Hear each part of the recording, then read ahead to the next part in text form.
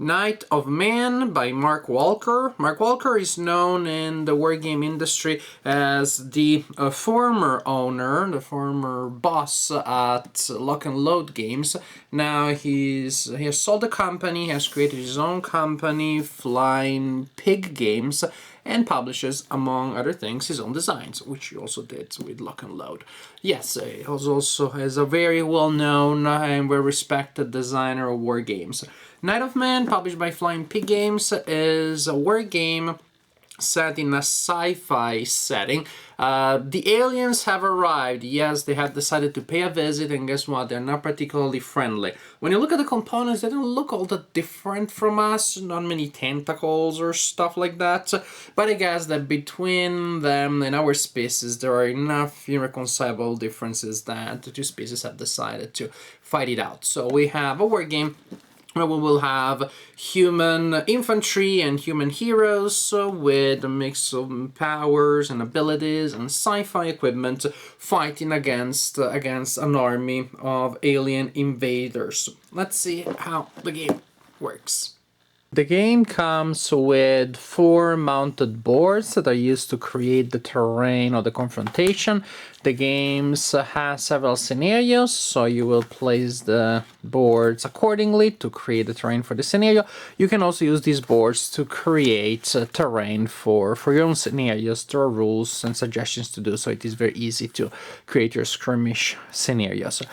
Now, yes, these boards are divided in squares, not in hexes, and I know wargamers at home now are like hissing like vampires when the sun comes up. It's okay, wargamers. I know that naturally when no one is looking, sometimes you do play war games on boards divided in squares. It's more like it's more a matter of peer pressure. Oh, what are my friends gonna say? My wargaming friends, if they know I play on this kind of boards. It's fine. It's okay. I know you do it already. Just stop being ashamed. And this is a fine game, so if you miss it just because of the way the map looks, because it doesn't look like your traditional wargame map, then you're missing out. Maps look good, but the really amazing elements, the really amazing components here is the units. The tokens that represent the units are these large, beautiful, thick tokens, very detailed, very thick and very large. Look how big these are. I mean, I just got a normal size wargame unit from another wargame. Quiz. Can you identify the game that is from? And this is not a minuscule one. This is a regular traditional one. It looks a little Lilliputian because it is side by side with this beautiful, amazing token. Definitely very high quality of components. It's just a joy to push around these counters on the board, and markers that indicate the stat of the units, that indicate what the units have done. For example, if a unit has ops complete, if a unit fired or moved, the markers too are this large and big.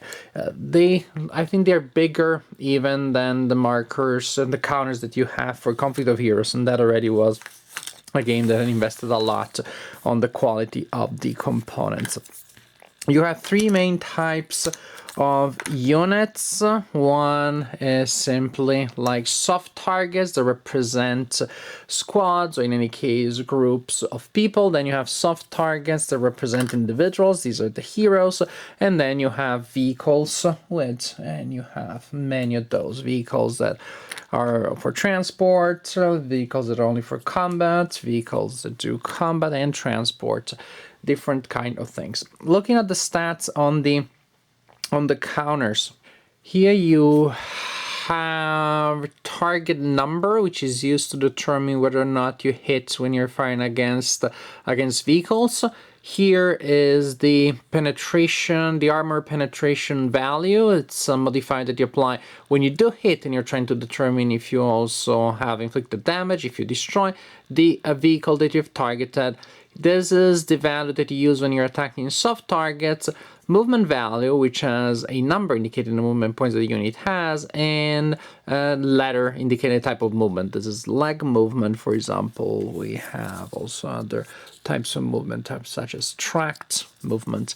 And here we have the armor value. It is not really a value for soft targets, but it is a value. It is important for vehicles that alters the chances that the vehicle has to survive when hit by an enemy. Also, you see some symbols here. These are powers and abilities. Different units have different ones. There's a lot of flavor, theme that is created by these icons, by the powers that can be activated at different times. They do very different things. So it brings flavor and theme to the story, but also a lot of different options, tactical options, and game options in general.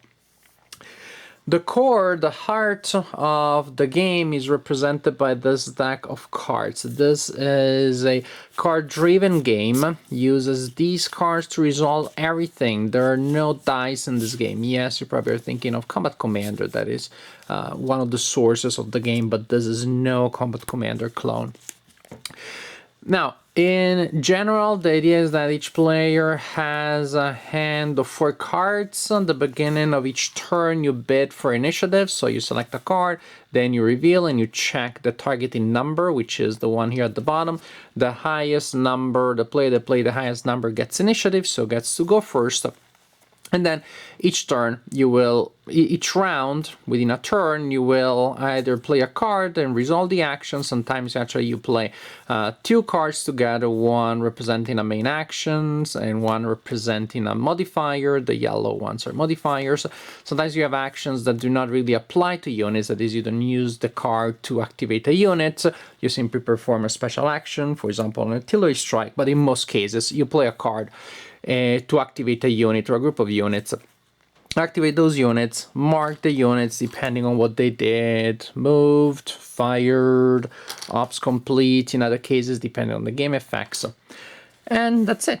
Play a card, activate a unit or several units depending on the card and the circumstances. Then you get to discard cards if you want, you get to draw back at the beginning of the next turn, but then the game goes to the opponent, and the opponent does the same. Playing cards to activate units or perform special effects back and forth. A turn is over when both players pass in a row or when a certain number of end or turn cards are drawn. When a card like such as is drawn, it goes on the table, and then you simply draw a replacement. The scenario will tell you how many of these cards it takes for a turn to end, and when the turn ends, you discard all cards that you have in your hand but one, reshuffle the deck, reassign new cards, and you start the next turn until the end of the sequence of turns as determined by the scenario instructions. So when you're performing actions, in most cases it is pretty self-explanatory. Move and fire, guess what you're gonna do? Move and fire. Fast move, then you activate a unit, and you also add 2 to movement. You may have regular movement, you simply play this card to move a unit. You have 2 effects here on top. When you play the card to activate a unit, you select the effect that you want to use. It's pretty simple. I play a move action, then I play it on a certain unit. Suppose I want to play it on this unit here. I play it, I move it, and if the action is movement, I move it up to full movement allowance. Terrain modifies the expenditure of movement points, and we have a nice player rate telling us movement costs based on terrain as cross-referenced with the type of movement that we have. Also, we have cover factor, but that is used in combat. So, I activate a unit for movement, and well, that's it. I move up to the maximum amount of movement points. Vehicles have a facing, that is, they will always be facing a corner, as you can see, like in this case, and they can enter without penalty one of the 3 frontal axes, that is pretty much the X facing the corner that they're facing and the 2 adjacent ones. Yes, they can also move backward, but it costs more movement points, and can also spend movement points to pivot and then to move in the corresponding direction. So when you are moving vehicles, there are more restrictions than when you're moving leg units. But I'm sure that what you really want to know is about combat, how you resolve combat. Well, I'm glad you asked, because that is always fun. People always enjoy that. So let me put down some units. belonging to the two sides. We got some short ranges here. So when you attack an opponent, usually that happens if you're using a range attack. It happens with a fire type of action. There are various variants of the fire action, and there are a lot of fire actions in the deck, because it makes sense. It's a war game, so it really makes sense that fire moves should be very common actions, and from time to time you get to activate some other effects, but you shouldn't have a hand of cards that you're just looking at as like, how is it possible? It's 3 rounds that I keep discarding cards, get new cards, and my people can't move. That would make little sense. The game takes that into account and gives you a lot of moves and fire cards. Also, there is a type of combat which is assault, which happens when you enter the square of an opponent. Now, then, when you resolve assault, it works like a normal combat. It is just that both sides get to fire simultaneously at each other, unless one of the two, unless the target is shaken. Shaken is a condition that you get from combat. If I am assaulting a shaken unit, then I get to attack first, to resolve my assault first, and then, if still alive, the shaken unit gets to assault me back, to attack back. Otherwise, in an assault, things are simultaneous. So we have fire combat, which can be against soft targets, which can be against vehicles, or you can have assault. Also, talking about fire, you can have opportunity fire. Yes, if a unit is moving in line of sight of a unit that is eligible, unit of the opponent that is eligible, has not acted yet, does not have a marker that indicates the unit has acted, then you can activate the unit during the turn of the opponent that is moving in the line of sight of your unit. You can activate the unit for opportunity fire. So you simply interrupt the movement of the opponent, resolve fire, and if you do inflict a hit, the opponent has to stop moving. The unit wastes the rest of the movement. Now, how do you resolve fire against soft targets? Simplicity itself. You draw from the deck a number of cards which is equal to your firepower against soft targets. In this case, the number will be 1. That unit has a 2. You draw the number of cards as modified by a lot of things. Modified by cover, modified by range, modified by game effects, unique abilities, powers, cards that give you modifiers. And when I say like this, it's pretty scary because it sounds like you have to go through like a long list of modifiers every time. No, it's a very easy to understand list. It makes total sense. It's 100% thematic. It becomes second nature immediately, so you can immediately start playing tactically. And yet there are still situations that change on the battlefields that will make certain actions more desirable than others, which is of course what makes playing tactically fun. So you draw a certain number of cards. Suppose that when all is said and is done, this unit draws 2 cards. And when you're resolving fire against soft targets, you simply look at the bottom, in the bottom right box, and you're looking for the words hit, or hit and an asterisk, or the absence of hit. That is also important. Hit means that you're always hitting, whether it's in an assault or in a range attack. Hit with the asterisk means that you're only hitting if it is an assault. So yes, assaults are more bloody because there are more results that would result in a hit there. And the absence of the hit word there means that that's a miss. Pretty simple. A single hit shakes the opponent. Another hit reduces the opponent. You flip the opponent to the other side, and then a hit on a shaken reduced unit results in the elimination of the unit. Again, assault works in the same way. You just don't take into account the cover for the defender, and again, it may or may not be simultaneous. Both sides may get to attack. As for vehicle combat, when a unit is firing on a vehicle, first you count the number of squares that separates the firer from the target. That number is the target number that you're trying to beat. In this case, it's pretty short, so it would be only 2, but it can be much further. If this unit, for example, is firing with that, that's 3, but again, it can be a much longer range. So you have your target number, or I should say the base number. Then you modify that by subtracting the firepower of the firing unit, the number against vehicles. You subtract that number, you add possibly bonus from the cover terrain that the vehicle the target vehicle is in, and then you have to modify the actual to hit number. Then you draw a card, and at this point, this time you look at in the bottom left section, you look at the number in the bottom left section. Yes, there may also be indications here that modify things. For example, it may be turret hit or against a strong part of the enemy vehicle. MF, it means that if you're moving and firing, you miss automatically. But let's ignore those and look at the numbers. So you look at the bottom left number of the card that you drew, and you scored a hit if the number that you drew is equal to or greater than the modified to hit number. So you did score a hit, let's say you did, but now it's time to see if you actually destroy the target or if it just so happens that your hit bounced or whatever else.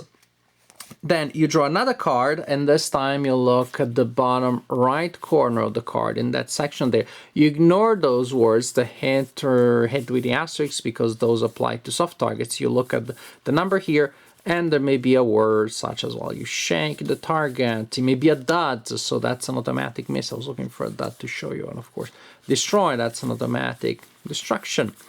But in many cases, you will find a number there. You add that number to the penetration value of the firing unit, which is the number in the top right corner. You apply other possible modifiers, and if that number is equal to or greater than the armor value of the target, which is the one in the bottom left corner, then the hit is a devastating one, and you have destroyed the opponent. You flip the vehicle of the opponent to the other side, representing a wreck, which is now, of course, a unit that cannot be used anymore, but it also becomes a terrain feature that may give cover to units that are in the same square as the wreck. And this is how the game works. Keep playing cards, activating effects, activating units for movement and for firing against soft targets, hard target, for assault, and you continue like this until one of the players has met the victory conditions of the scenario. And again, there are many different scenarios, therefore there are different victory conditions depending on the type of scenario you're playing. Wow, there is a lot to like in this game, really a lot. Starting from the components that are mind-blowing, they are very high quality, absolutely impeccable, pleasant to play with, pleasant to handle, easy to read.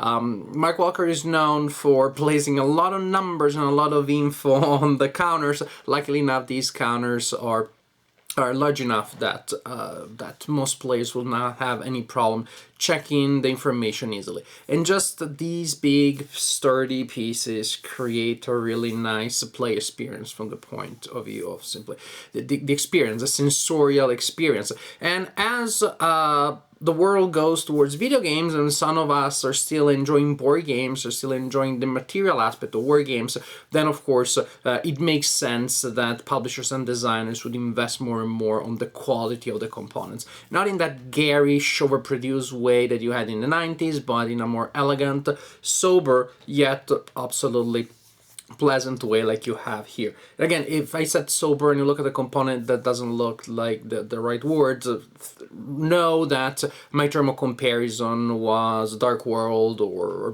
big overproduced games of that kind. Gameplay wise, the game is absolutely great. It is streamlined, linear. It's very easy to understand. The fact that there are two combat procedures for soft targets and hard targets, it's the only quote-unquote difficult things, but war gamers won't have any problem with that. Probably they would have a problem if there was a single combat procedure used for both types of combat, because they're so different from one another in reality. And figuring out the way the two of them works, the two combat systems work, is really not hard. Implementing it once you're familiar with it, again, is not hard at all. And what I really like is the fact that, in fact, the core system behind soft target combat and combat against vehicles is very simple. The rules are very lean, and that allows you to add a lot around that, to add modifiers, special abilities, circumstances, terrain. All of those things that make the game feel real in a sense, feel immersive, feel like the game is really taking place in a virtual slice of reality where a lot of factors come into play. And yet, taking into account all of those factors does not become burdensome, does not slow down gameplay, again, because the main idea is so linear, so simple. Draw a card, see what happens. Draw 2 cards to see what happens. There's a lot that has been hardwired into the basic system, then allowing you to add a lot of individual cases without making the system feel fiddly. So the system is really intense, it's cinematic, and that's a quality that I have seen in other designs by Mark Walker in the past. There really is a cinematic quality to it, in the sense that the action feels very fluid, that there is a strong sense of narrative, that the action is over the top, that stuff blows up, that there is an intense element. Cinematic, of course, there are many types of movies, but here is like a big Hollywood production of a sci-fi movie done right. Because of course you may have all of the previews and then the game is still, and the movie is still not good at all. But suppose you have one such good movie, and then we have the game version. Actually, the game is so thematic that I kept having this feeling as I was playing the game, that the game had to be based on like a graphic novel or a movie that only Mark Walker knows. Almost feels like the adaptation from something else. That, as far as I know, is not out there. Did I miss the movie? Did it come out last year? Is it out already in DVD? I don't know. But such is the thematic sense, the thematic feel. But the action is intense. You're always engaged in the action. Downtime is never a problem because you have a couple of options available to you in your hand of cards. You have to deal with those. You have the challenge of limited options, but not options that are such that you will feel like completely at the mercy of randomness, because basic wargame options are almost always available. Fire, move. If it happens that you do not have any of those, and so there's nothing you can really do, things that you can combine, the card that you have in your hands, the cards you have in your hand do not apply to the situation, then you pass this card, get new cards. You most likely will be able to do something next turn. You won't sit there for turns and turns without being able to do anything. So the random element is there, but basically it's not a random element that decides if you're going to act or not, unless again in very rare cases. It decides what extra cool stuff you can do. More or less you can always move and fire with some of your units, but the other opportunities of you using certain weapons, using certain tactics, exploiting certain possibilities, those come and go as the deck delivers the cards to you and you're forced to play them. So there is the nice sense of flow of opening and closing windows of opportunity that again do not transform the game into a luck fest, do not deprive you of the joy of creating a strategy. Rather, you have your own strategy, you have your own guidelines of what you want to do and how you want to achieve your objectives, and then it's about grasping opportunities and seeing windows of opportunities that they present themselves for very limited amounts of time.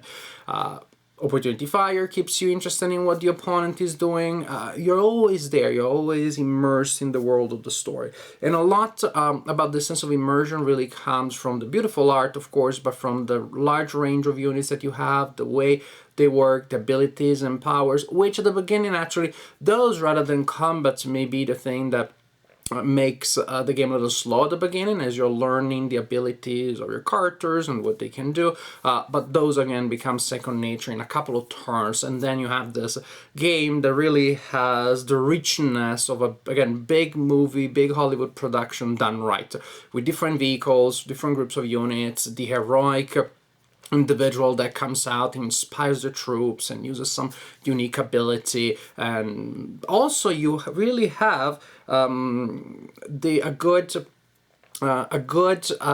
representation here of the advantage of combined armies, or combined arms and combined strategy. That is, yes, you can just fire and attack, fire and destroy, but you also have an advantage if you create sequences such as shake the opponent with a unit and then assault it with another. So there also is the aspect of coordination of units, which in this case is not hard to implement. You do not have to get a PhD to figure that out, that it is a good idea to do so. Yet every time that a game encourages coordination of units, I'm happy, because it makes the experience feel more interesting, more challenging, and again, in a sense, more real. If I see a group of soldiers running into the battlefield, and I know that they train together, they work together, they are a band of brothers, cousins maybe, that they would just act in a completely scattered way. To me, it's okay, it's acceptable, but it is more interesting if I see a synergy there. It adds to the theme and it adds to the level of decisions that I can make, which makes in turn the game more interesting to me. And I didn't even talk about all the thematic elements that are here, just talked about the main things, but you also have a kaiju monster. You also have walkers, not like representations of the designer, but walkers in the sense of like big robot type machines, like you have also, for example, in Dust Tactics, which you can customize. You can put different weapons on them, changing the stats. A lot of other things that I do not have time to mention. A lot of other things that fall into that category of individual cases that are that radiate from the central core of the rules that give the game flavor and a lot of reasons for interest without making the game feel complex or too complicated or difficult to learn or to play. Knight of Man, a triumph. I enjoyed playing this game immensely. Sci-fi war game done right. Yes, usually I play historical war games because I like the idea of exploring history and learning something while I'm playing my games, getting insights about history, but I am not averse at all to fantastic type of entertainment, fantastic in topic, fantastic in theme, and of course I'm not, again, fantastic entertainment in terms of quality. This is both a fantastic theme with representing a fantastically fantastic way. Definitely an excellent game. I cannot recommend it high enough. Knight of Man by Mark Walker. Excellent, excellent game.